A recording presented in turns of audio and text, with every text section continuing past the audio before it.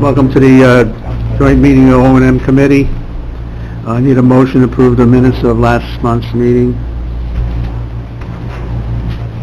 See anything? Sure.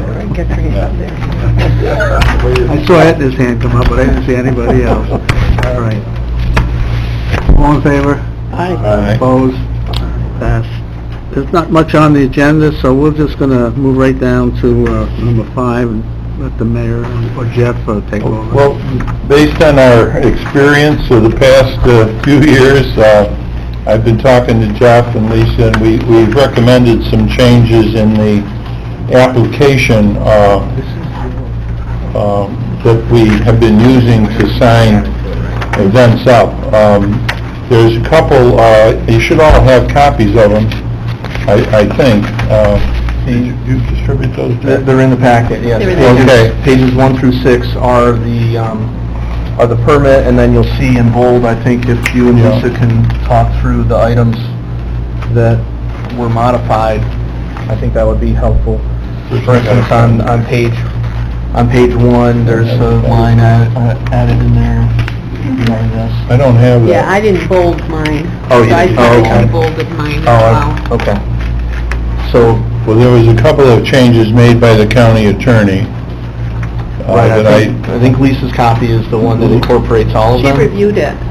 Right. Mary reviewed it. Yeah. I don't know. I don't have I wasn't it. aware of any changes that she made. She said it was fine. It was in bold on the front page. Oh, I think you... No. The one that we really wanted to talk about is the facility use fees, and what's happened twice so far is that events have canceled use of the space sometimes 3, 4, 5 days ahead. The most recent is the event this evening, which is the Lake George Music Festival.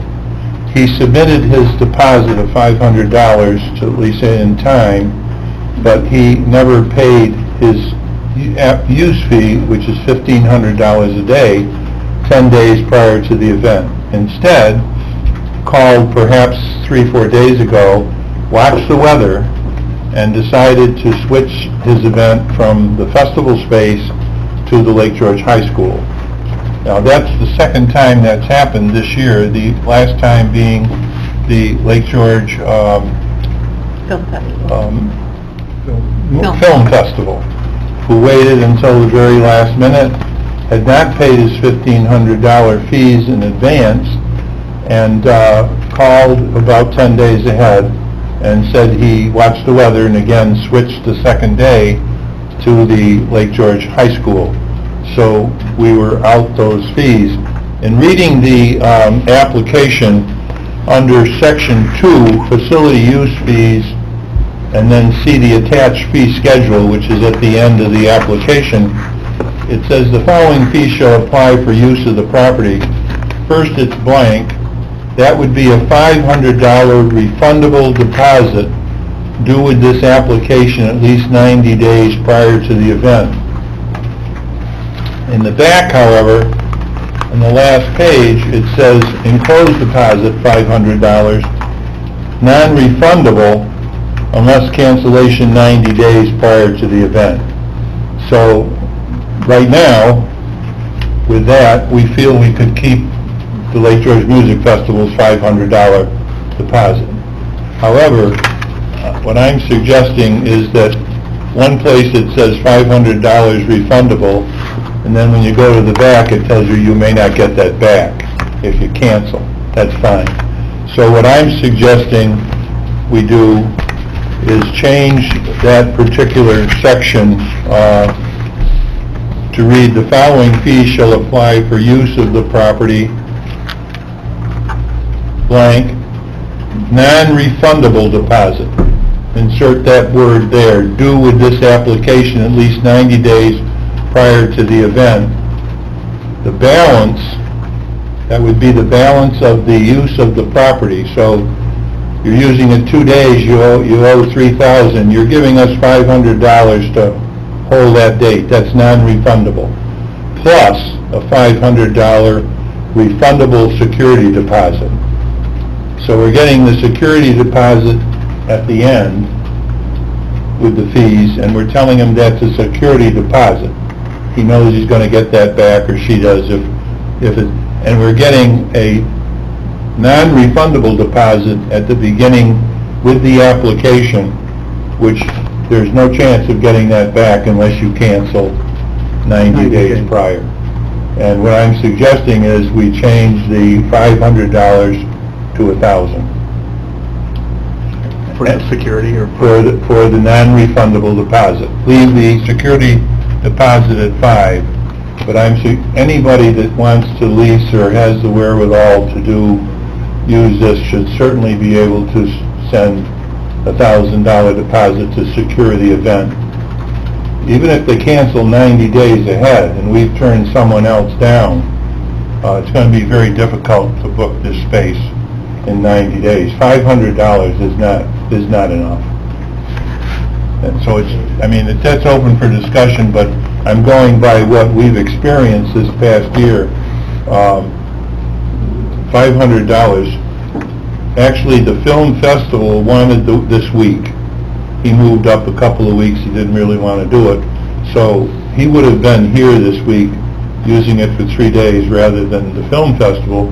But the film festival had booked first, submitted their application, and of course put the fee in. So how many times is this happening, Bob? Is it? It's happened twice this year that I'm aware of. It's happened twice this year that I'm aware of. Not, at short period, not able to fill the spots, right? Well, these folks are, what they're doing is they're watching the weather. Right, And they're worried. Now Jonathan Newell, as an example, who was 2 weeks ago, He's local. paid us for 2 days, paid his deposit in advance. He did not cancel use of the festival. He was there. The weather forecast was bad. Remember, he's the one that got killed last year. He got rain. He lost all his equipment. So rather than take a chance, he posted a sign there. He canceled all the bands on Saturday, and he moved everything to Sunday. He still was there he didn't cancel us and move to the high school or anything. And on Sunday, his event was extremely successful. He made money. He's already signed up. He's going to sign up for next year. Because he had the deposit in, he didn't want to lose it. But these last 2 events called us probably 7 days ahead, and said we're moving the event to the Lake George High School. And it's impossible then. You may have lost an event for a whole weekend because we're getting pretty well booked.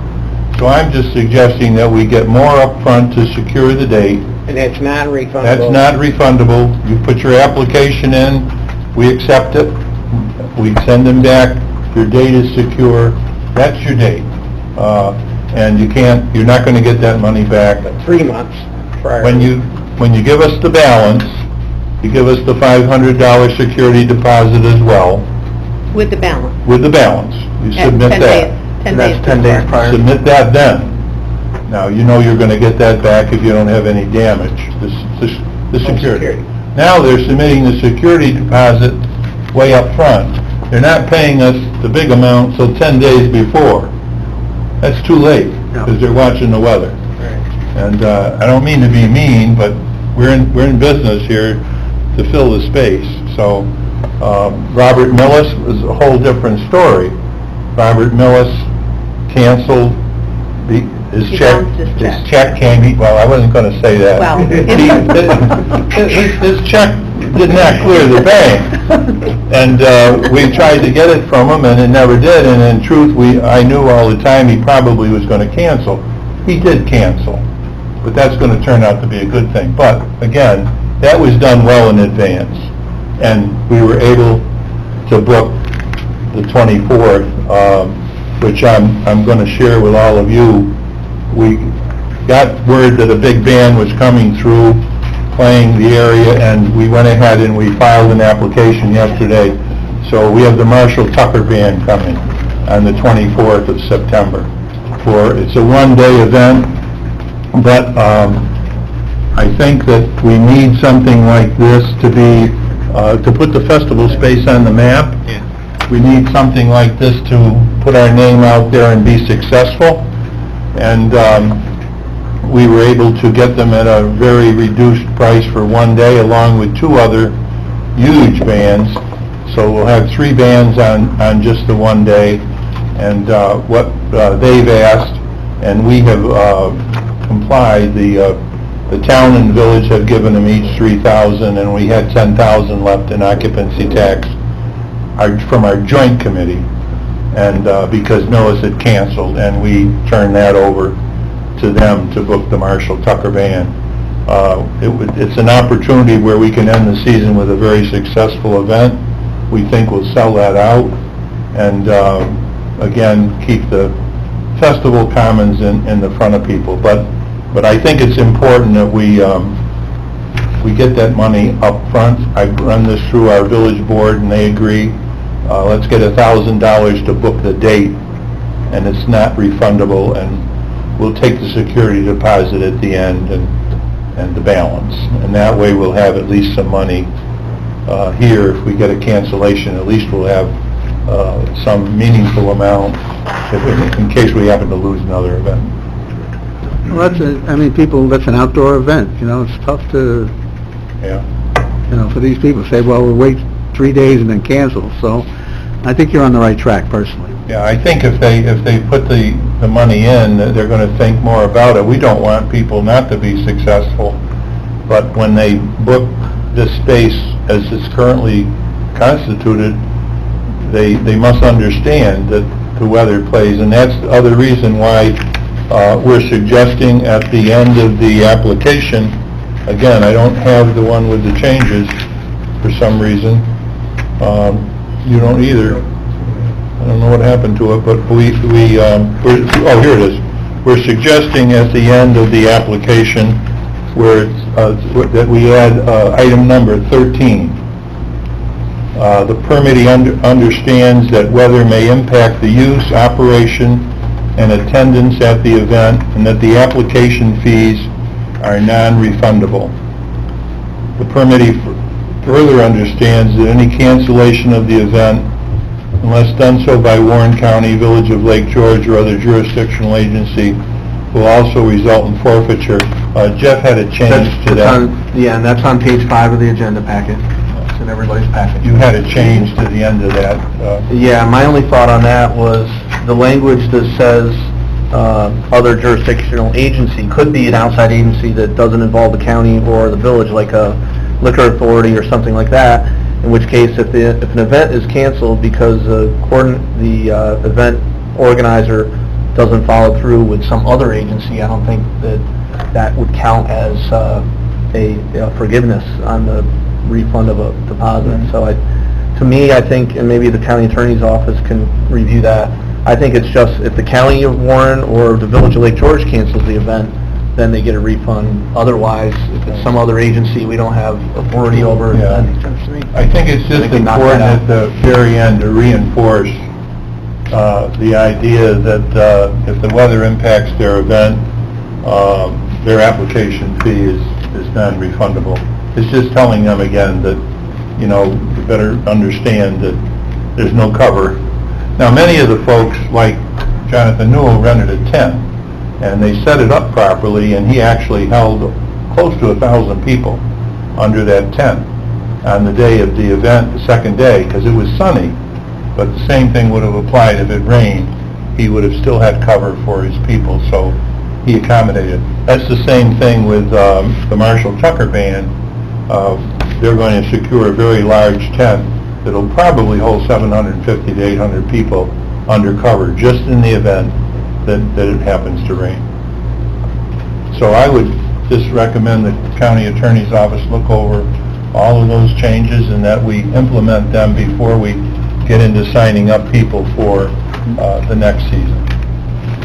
For the fee schedule form, I would make it like a list format. I agree to pay the following, just because right now it's a little confusing. There's a deposit, it says non-refundable here, it says refundable there. It'd be better if it had a list. I agree to pay this, Sure. this. Any way you want to do that, it'd be nice to be able to present it to the committee again at the next meeting so that we start signing up people for next year, probably in September, October, we'll have that.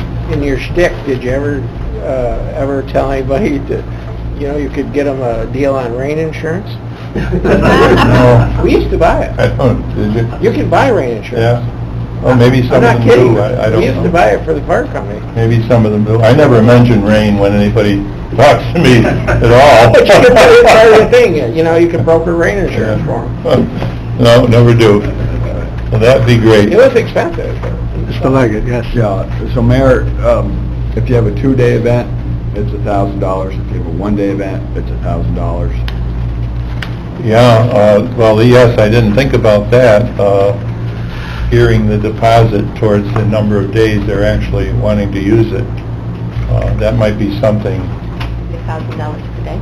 It might be good to get more for somebody that's going to use it for 2, 3, 4 days, obviously, yeah.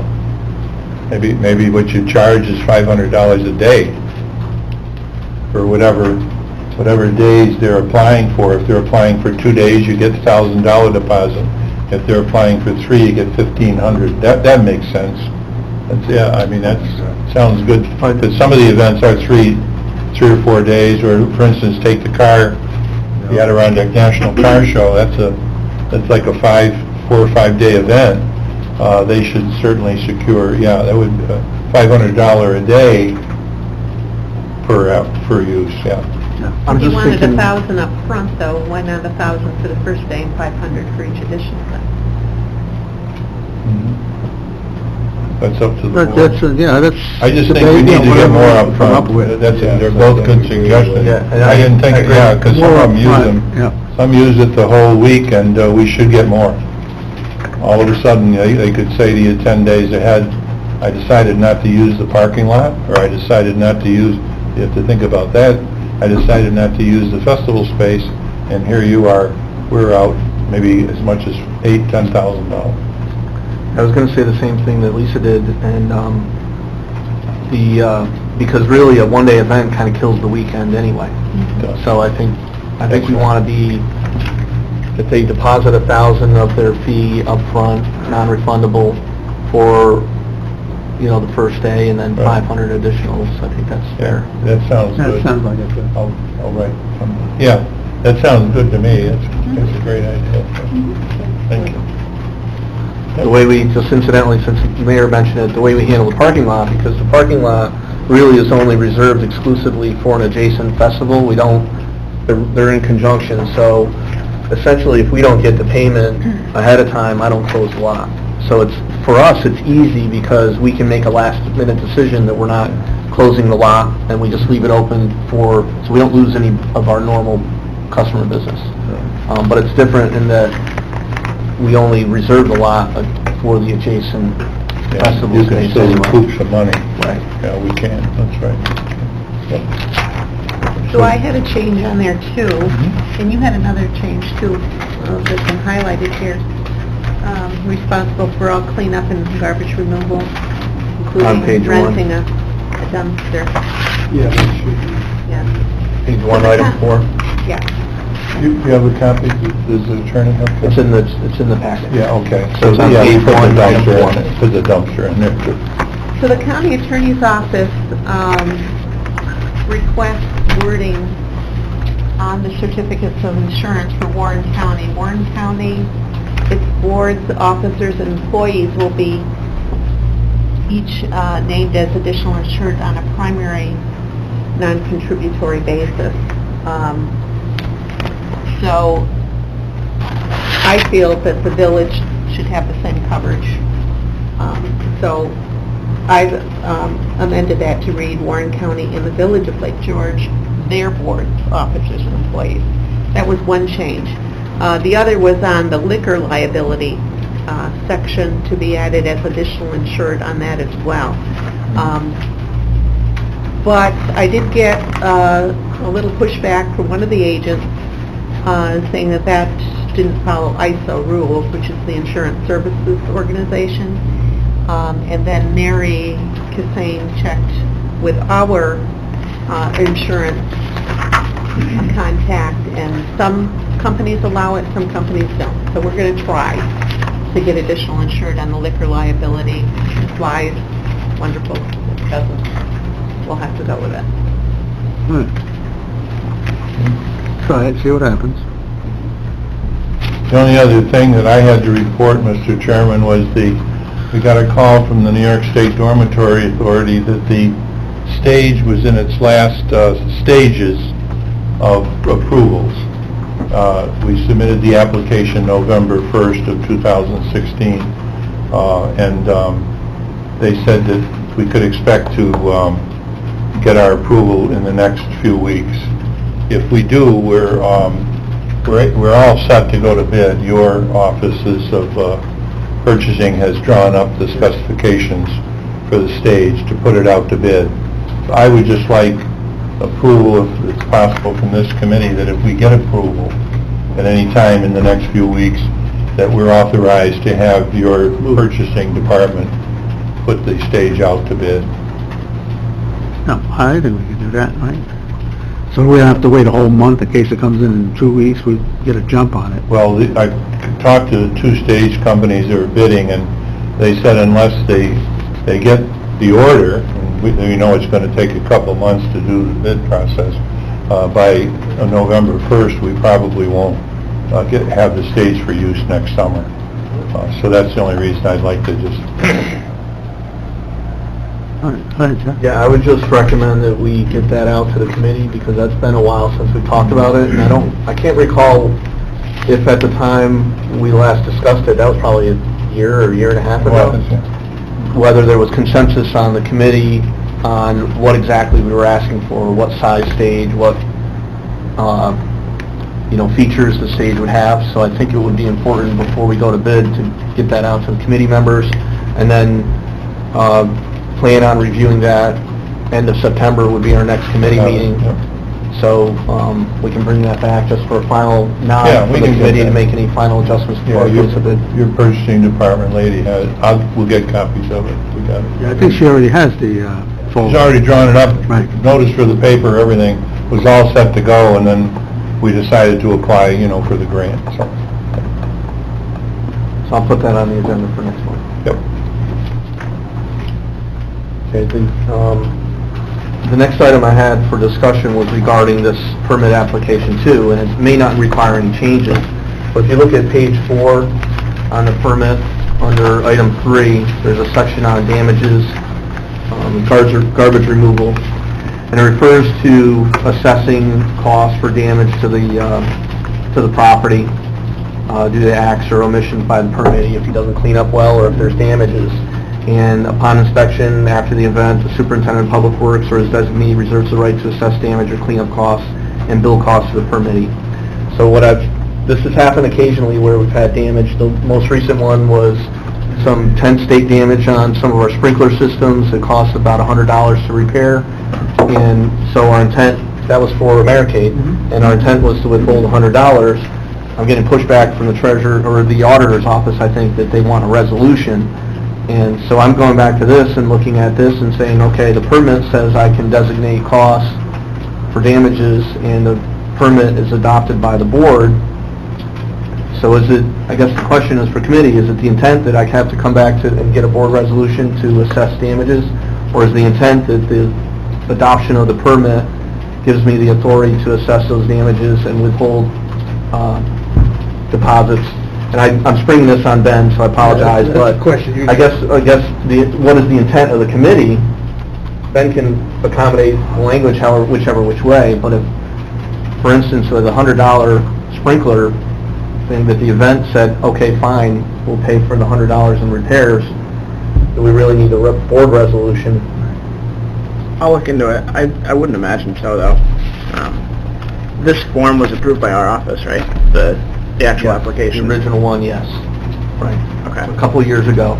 And so maybe if the intent of the committee is that, and I always talk with Dave on it, he's really the one that reviews the site more closely, and we discuss any deposits, and then my office handles the actual return of the remaining deposit.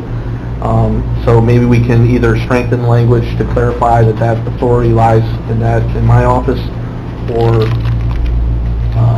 That's the way I'd prefer it, rather than have to do another board resolution. What was the issue? They're saying that you can't collect $100? I think they're looking for a paper trail that says that I have authority to withhold return of the deposit. And like I said, I'm looking at... Don't you do a little bill to the permittee saying you owe us this for damage? Yeah. So what we do is we simply withhold it and say, okay, here's your 400, we withheld 100 for this, this, and this. So I just want to clarify it so that we can nail it down, so that, to me, it's a minor, it's going to be, minor amounts in most cases, so anything major, we would be seeking, anything above the 500, we'd be seeking an insurance claim. Sure. And that would go through a budget amendment to receive an insurance claim. The security deposit mechanism was approved by the board. It's in the permit now, just as it's written here on page 4. To me, it would kind of defeat the purpose of a security deposit if you had to go back to the board every time to withhold for damages. So, I mean, if the language is good, after you get a chance to review it, then, if the language is good, I think I just need an opinion over to the auditor to say that the permit is approved by the board and that I have authority to withhold it. Yeah. And I think that'll satisfy them. I think they just want a paper trail. Okay. Okay. Moving away from the permit, unless anybody has anything else. I do have Jim Liebram here and Randy Rath from LGA to discuss some of the review of the wetland site. We've been talking about this the last couple months. I attached on page 7 a memo that I got from Jim a couple weeks ago, or actually last week, and we reviewed it, and I added in here under these items, you'll see the language that's in bold, italic, of kind of the status of each of these. So I really wanted to focus in on a couple items that are in the near term underway. I think most of the stuff, unless you want to go through in detail, I think these are just minor issues that we're working on with LGA and with my staff and with the village staff. If we go down to the second part where it's a numbered list, really the biggest items are under items 2, 3, and 4, which still require Jim and Randy and I to go out to the site and really develop a plan on labor, material, and equipment required to clean out the various ponds, and some of that is sediment clean out and some of that is vegetation clean out. And so those are things that we're anticipating to get done this fall. And so I want to give you a heads up that I'll be back next month for an estimate of costs regarding those. So those are items 2, 3, and 4 on the bottom list. I have a question. Don't we have a contract with them to do this work? No, we have a contract with Soil and Water to do the review and to do the site inspections and come back to us with a list of what needs to be done. So that is something that just went through committee last month. Each of these... Can't you speed this up? And I mean, it seems like we're going to spend 2 months figuring out what's wrong. Can't we just do this quicker? Give them authority to fix them and stuff, or where's the money coming? There's going to be costs, and so that's what we would seek approval for. Yeah, but I mean, you got to do it, right? I mean, they're not going to suggest something we don't need to do, are they? Well, if you want to, I mean, I guess the one option would be to authorize... Well, it just seems to me like, we hired these people to manage the south portion. They know what has to be done. Why don't we just... it seems to me like we just spend a lot of time with letters and references, and then we're going to come back again. It'll be winter time before you do any of the work there. I was thinking, should we be speeding up this process? I mean, we hired the professionals to do the work. I think either the one tack would be to say, to authorize an expense and say, do whatever we need to do up to this expense. Right now, we don't know what the expense is, so I'm giving the committee an update on here's the things we know are coming. We have a park O&M manual that includes about potentially $20,000 a year in possible expense. Most of those expenses are not annual, though. Some of them are going to be every couple years, every 3 years. What we have a contract with Soil and Water is only to do the quarterly reviews and start to catalog what they're seeing that needs to be done. report to the committee on anticipated work activities. And then, in the end, we need to get to a point where we have a cost in mind. But I That's guess the from a tact I was practical taking. standpoint- It's either that, or we just give them 20,000 and say, do what you need to do. Well, from a practical standpoint, we hired these folks to do this, so why wouldn't we also authorize them to do the work, not to exceed a certain amount of money? I mean, why would we keep this back and forth? I mean, they're the experts, right? That's why we hired them? So, All right, but that's what they did here as of July 27th. I know, but now we And gotta now go they're- out, and he's they're gotta go out and reporting to us. review it, he's gotta walk the property with him, and then come back with a cost. Why don't you just streamline that? Well, it seems to me they're outlining what needs to be done. Yeah. Right, that's what And I on the said. bottom, Guys that will do it. they're estimating the total cost is $1,900, Nothing. and that if you want to move this along, the committee could say, we authorize this work being done at a cost not to exceed $1,900. $1,000 in case they break a tractor or something, I don't know. Right. But I think that's what this is. This is trying to move the process forward. The $1,900 is specific to a plant survey and plant spraying, not specific to the items I just mentioned. So that's a separate item. So that is the one item that I do have an estimate from LGA on. They're coordinating the work, as they have for years. They're coordinating the work for a plant survey and selective spraying of invasives. Mr. Leggett? The money for doing this work is already in a fund? It is in a deferred revenue account. So that alone takes a board action to move money out of that account to an expense line. So if we want to just authorize a lump sum of $20,000 and authorize soil and water not to exceed, then I would say that would be coupled with a amend budget to move $20,000 out of the reserve into a contract code under the Gaslight Village budget. And then Jim can simply submit bills to my office and we pay the bills. It would need no further board action. I don't know that it's good, I don't think that's we're going to hit that limit, but that's what we really haven't determined on how much expense is involved. I think that's what Kevin's saying. If Well, we I'm do that, saying is, unless all you sitting around the table are botanists and know these weeds and plants and the guppies, let the experts do their work, and it saves all this back and forth. It seems to me that if we set a budget of $20,000, as Jeff said, and we've got these folks who are experts looking at it, as long as they submit reports as to what they've done and where we're at as far as the finances go, I just let them go ahead and do the work. I mean, we would... Unless they don't feel That's the way comfortable the doing it. village would operate. I don't know about the county. Jim, what do you say on that? I mean, I don't have an issue with moving, because Jeff and I stay in communication with this quite frequently.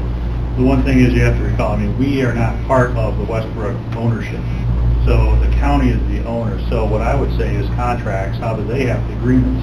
Does that get signed by our office for a contractor to do the work? Or should it come back because of the insurance and the ownership issues? This is a little different than what we normally do, but I don't think it's anything that can't be easily overcome. But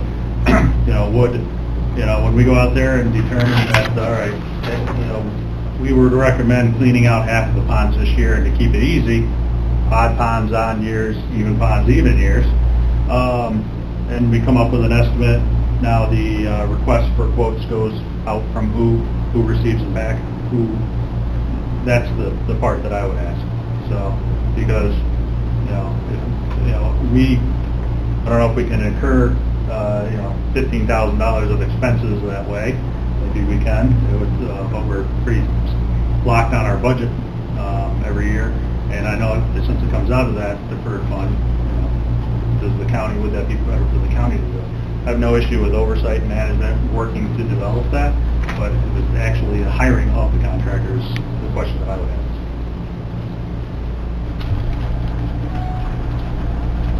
Jeff, what do you, I mean, if it's easy for you to, for us to do it that way to help you out, then we'll just allow the money to be spent under your contract. So we would do the signature of the contractual services? Yes. Okay. I mean, that's what we need, I thought we had with them anyway, right? A contract to do it. We have a contract for the, doing the quarterly reports and the Okay, inspections. okay. So the second part is... Just now make a contract for Right, you to do and the some work. of that, I mean, some of that might just be as simple as, you know, Dave Harrington's crew, you know, because municipalities can be reimbursed if the trucks go. So Warrensburg, Hague, whoever else, that time can be reimbursed to those communities. So when you say a contractor, it doesn't necessarily need to be a private contractor, but it could be a private contractor doing the heavy equipment and then the trucks going. So. See why all the problem takes so long, because there's so many different steps. Well, and Yeah, I would this is just the rather first time. This give is the them first time you're a doing it, contract so- and do it. I agree. I mean, they're the experts, and they're Yeah. certainly not going to come in and hose the county, because they know at budget time. More or less, private sector contractor, we probably wouldn't do it this Oh, way, but, you know, I think you have a basically, good you're track part of the record. county, right? Jim has a good track record working with a lot of private contractors to do the soil and water work. I mean, it just seems to me you're going to cumbersome. Now you're going to come back next month after Jeff's walked the trail with him and say, yep, that's okay. Then we're going to come back next month, we're going to bid it out, it'll be November, you won't get anything done. It just seems like you should, if you want these experts to do the work, give them a little leeway legally. Yeah. Everybody else, Jeff, I mean, you comfortable with that? I mean, it'll cut back a little bit of your extra work, but, I'm all for not being managed on this, believe me. That's what I'm saying. Let's leave it to Jim and his team, and, I think just give us reports on it, Jim, or just give it to Jeff, and he can report on it at the next month's meeting. We'll know what's going on, and how much has been spent already. And so long as they keep us aware of Yeah. the financial part of it. Right. You know, we've done this, and this, we want to do this and this. If the red flag goes up there over the budget, then I think we got to sit down with them again and talk. But other than that, I don't see it going through this big process all the time. I agree. We need to make a resolution. So, Andy, we'll need a resolution, basically, you understand the way we're talking, how you would write it up. Oh, yeah. We're gonna leave it on your shoulders for the resolution. All right, so everybody understands what we're basically gonna do. We're gonna move forward and allow Soil and Water, Jim's group, to go ahead and start doing on some of this work, keep us up on what they're doing and what it's costing, and are we gonna put that 20,000 limit on it right now, or? I think we already have, haven't we? I think the O&M manual that was distributed was 19,400 was the annual estimate. Okay, so we'll do 19,400, keep it the way it's been done. And when they get close to that part that it's getting there, just inform Jeff, and then we'd have to bring it back to committee for any more if we need. Is that basically what we're discussing? Okay. So Mr. Leggett, you'll make the motion? Make a motion to move 19.4 out of the deferred revenue account into appropriate budget code for, is it the Westbrook? Gaslight Village Gaslight budget Village. code Yeah. under contracts. And that, you'll second that? Now, that'll come up at our next board meeting, but we will have it added this committee to the board members. Right? Okay. Yeah, I'll prep the resolutions for me. All right, all in favor? Aye. Opposed? Okay, we'll move on. That's all I have. Is that all you have? And, the only other question I had is, like, I was gonna ask that question, do we have enough money? I mean, are we making money? Last time Are we we were getting- able to get a balance from the Treasurer's Department of the funds that were going into the maintenance account. We were 25,000 in the festival payments and 4,000 deposits, is what I about know. $29,000 in that. But I expect that, so far, we haven't lost any money. We've made money, and now we're paying our maintenance fees and so on. The money. So we have made money, and I expect once we get the stage, that we'll be raising our fee to use the space, so that we'll be actually recouping considerable more money. And just to, because I can't remember, but the grant that we're possibly going to get for the stage, will it cover the expense of the stage? The grant that we received was $200,000. The estimated cost of the stage that we got from some folks that build them was around $240,000. Our village board has already agreed that we would include any additional amount in our budget, but this group and the occupancy tax group had discussed the possibility of the balance coming from the occupancy tax fund. That's what I remember. That's my best recollection. Yeah, that's what I think. But, yeah. All right, anything else to come? Anybody from the public want to speak? Motion adjourned? Etna, Mr. Mayor? All right. We're all in favor. Adjourned. Question for you. As far as the deposit,